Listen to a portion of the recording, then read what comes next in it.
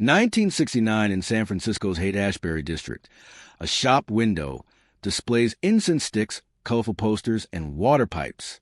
Police raid the store regularly, but the owner walks free every time, because technically, he's not selling anything illegal. But everyone knows what the shop is really for.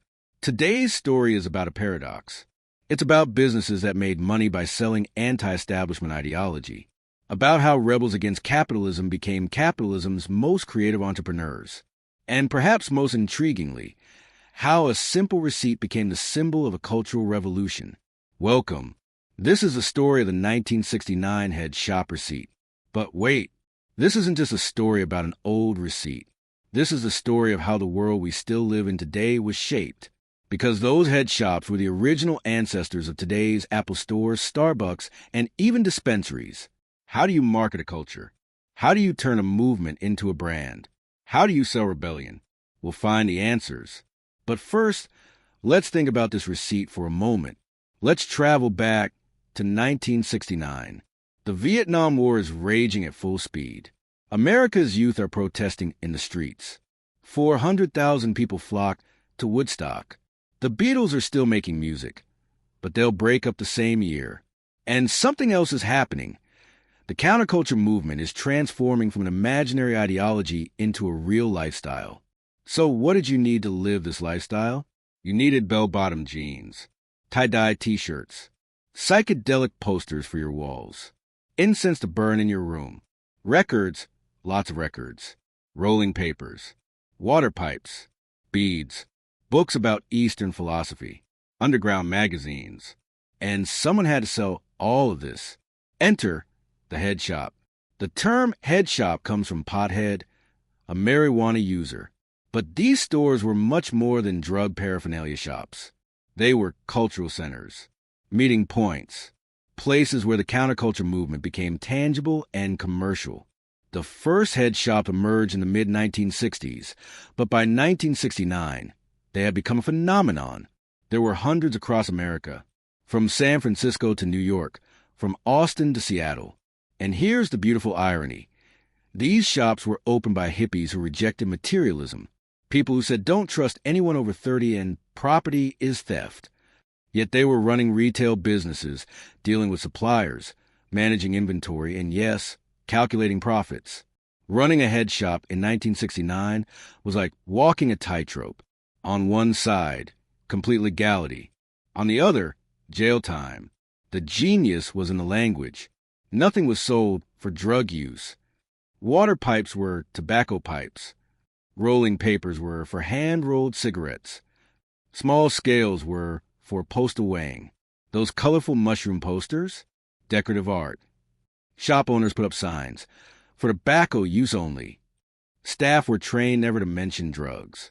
If a customer asked about using a bong for marijuana, they'd be immediately kicked out, at least while undercover cops might be watching. This created a bizarre theater. Everyone knew what these products were really for. The customers knew, the owners knew, the police knew, but as long as the script was followed, the show could continue. Now, look at that 1969 receipt again. What does it tell us? Item descriptions are deliberately vague. Pipe, $8.50. What kind of pipe?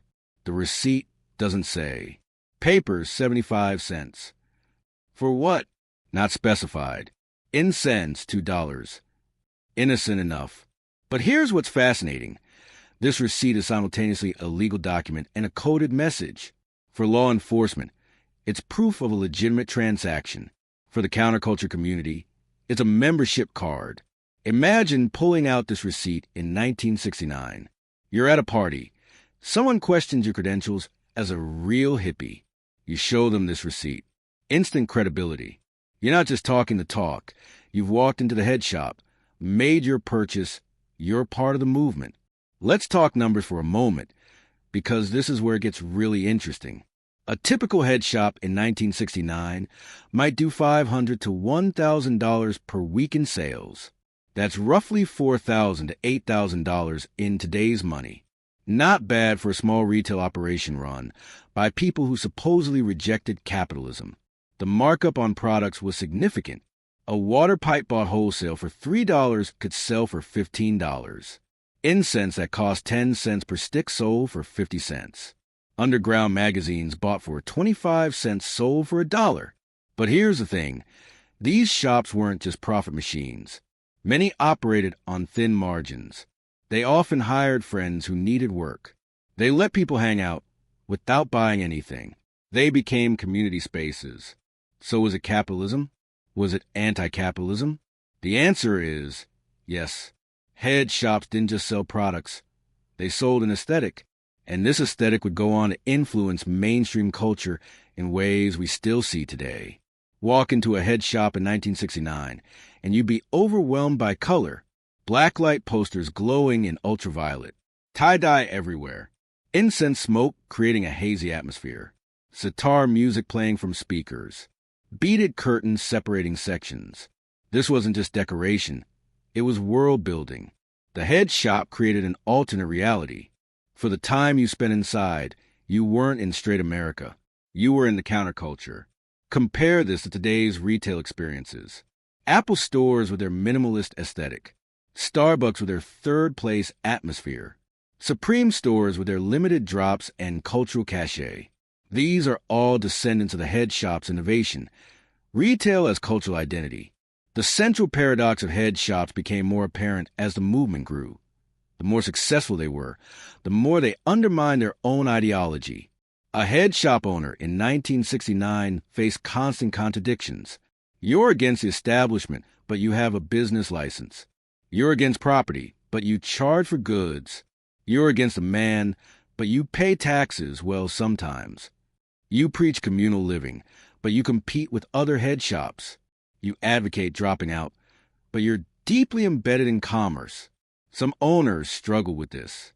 Others embraced it. A few saw it as the ultimate form of subversion, using the system's own tools against it, taking money from the counterculture and using it to fund anti-war protests, underground newspapers, legal defense funds. The relationship between head shops and law enforcement was a constant cat-and-mouse game. Police would send undercover officers. Young cops would grow their hair long, put on bell-bottoms, and try to get shop owners to admit they were selling drug paraphernalia. Smart owners could spot them immediately. They were too clean-cut, asked too many direct questions, didn't know the cultural codes. Raids were common. Police would burst in, seize inventory, arrest staff. But prosecutions were difficult. Defense attorneys would argue, where's the drug residue? These are tobacco pipes. Show me the law against selling decorative glassware. One famous case in 1969. A head shop owner was arrested for selling drug paraphernalia. In court, his lawyer brought in a similar pipe from a mainstream tobacco shop. What's the difference? He asked. The prosecution couldn't answer. Case dismissed. This legal gray area wouldn't last forever. By the 1970s, and especially the 1980s, specific paraphernalia laws would be passed. But in 1969, head shops existed in a beautiful loophole. Let's zoom out for a moment. Why do head shops matter? Why does this receipt matter? Because they represent the moment when counterculture became consumable, when rebellion became a product you could buy, when dropping out became a shopping experience. This was revolutionary and troubling at the same time. Revolutionary because it democratized a movement.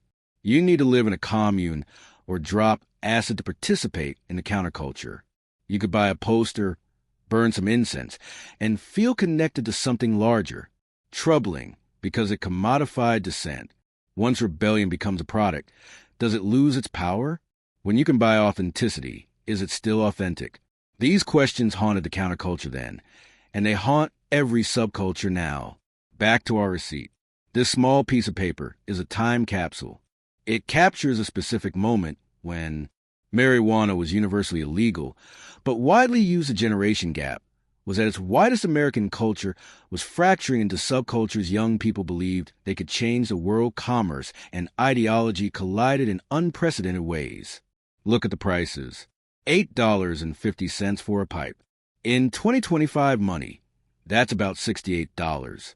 Not cheap. This wasn't impulse buying. This was investment in a lifestyle. Look at the handwriting. No computerized receipts in 1969. Every transaction was manual, personal, human. The person who wrote this receipt had a conversation with the customer, probably about music, politics, the war. The transaction was social. Look at what's not on the receipt. No customer name. No loyalty program. No email sign-up. No, would you like to follow us on social media? The anonymity was part of the appeal. In 1969, being connected to a head shop wasn't something you necessarily wanted documented. By the mid-1970s, head shops were everywhere. They'd become mainstream enough that even small towns had them. But with mainstreaming came dilution. Corporate America started noticing. Spencer's Gift began carrying similar products. Head shop aesthetic filtered into department stores. The underground was becoming overground. Some original head shop owners sold out, literally. They took investments, opened chains, franchised. Others stayed small and local, maintaining their countercultural credentials, but struggling financially. The war on drugs in the 1980s hit head shops hard. New paraphernalia laws made many products explicitly illegal. Raids increased. Many shops closed or pivoted to selling T-shirts and posters exclusively. But the concept never died. It evolved. Today's cannabis dispensaries in legal states are direct descendants of 1969 head shops. Same products, same aesthetic, same cultural positioning, but finally legal. What can we learn from the head shop phenomenon and this simple receipt? First, culture and commerce are inseparable. Every movement, no matter how anti-establishment, eventually develops an economy. Second, authenticity can be commodified, but commodification doesn't necessarily destroy authenticity. That's a paradox we still navigate daily. Third, retail isn't just about transactions. It's about identity. The head shop understood this decades before modern branding theory. Fourth, legal gray areas can be incredibly creative spaces. When rules are unclear, innovation thrives. Fifth, a receipt is never just a receipt. It's documentation of a moment, a relationship, a cultural exchange. Here's the ultimate irony. The counterculture movement of the 1960s failed to overthrow capitalism, but it succeeded in transforming it. The head shop model, selling lifestyle and identity, not just products, became the template for modern retail. Today's most successful brands don't sell things. They sell belonging. Apple sells membership in the creative class. Nike sells athletic identity. Patagonia sells environmental consciousness. Sound familiar? That's what head shops were doing in 1969. The hippies didn't destroy the establishment. They taught the establishment how to be more effective at selling. They showed that if you give people a cultural identity to buy into, they'll pay premium prices. Is that a failure? A success? Both? Neither? Walk into any trendy retail space today. A boutique coffee shop, a streetwear store, a vinyl record shop, a craft brewery. Notice the aesthetic choices, the careful curation, the sense that you're buying into something more than just products. That's the head shop legacy. The 1969 head shop receipt represents the moment American commerce learned to sell culture itself. Not cultural products, but culture as product. And we've been doing it ever since. So here we are, a small receipt from 1969. Faded ink, wrinkled paper, less than 10 items listed. Total cost, probably less than $30. But contained in this receipt is the DNA of modern consumer culture, the blueprint for how to sell rebellion, the proof that counterculture and commerce can coexist, uncomfortably, paradoxically, but profitably. The head shop owners of 1969 would probably be amazed and horrified by what they started, amazed that their DIY retail experiment influenced multi-billion-dollar corporations, horrified that their rebellion became a marketing strategy. But maybe they'd also be proud, because in a strange way, they won. They proved that culture can be a commodity without being completely commodified, that you can work within the system while still challenging it, that a simple receipt can be both a business transaction and a revolutionary act. So here's my question for you. In your life right now, what receipts are you collecting? What purchases are really about identity? When you buy something, a coffee, a sneaker, a concert ticket, are you buying the thing Or are you buying membership in a culture? And here's the bigger question. Is that okay? Can we buy our way into authenticity? Or are we all just cosplaying rebellion, the way those 1969 hippies were accused of doing? I don't have the answer, but I think the question matters. If you found this journey through time and commerce interesting, if you want to explore more stories about how culture and business collide in unexpected ways, subscribe to this channel. Hit that notification bell, because there are thousands of receipts, documents, and artifacts out there, each one containing worlds of meaning. What should we explore next? Let me know in the comments. Until next time, keep questioning what you buy, why you buy it, and what it says about who you are. Thanks for listening.